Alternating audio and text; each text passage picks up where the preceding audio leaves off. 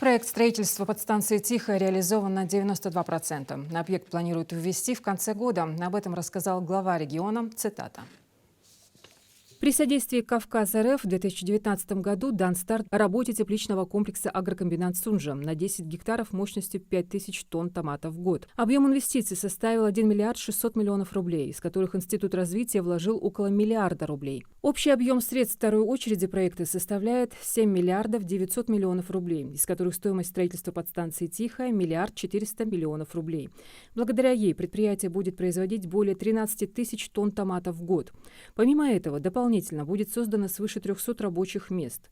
Мощности «Тихой» смогут обеспечить весь процесс круглогодичного выращивания овощей, включающий современные технологии освещения, опыления, создания и поддержки специального микроклимата. В перспективе подстанция также сможет снабжать электроэнергией близлежащие производственные предприятия и населенные пункты.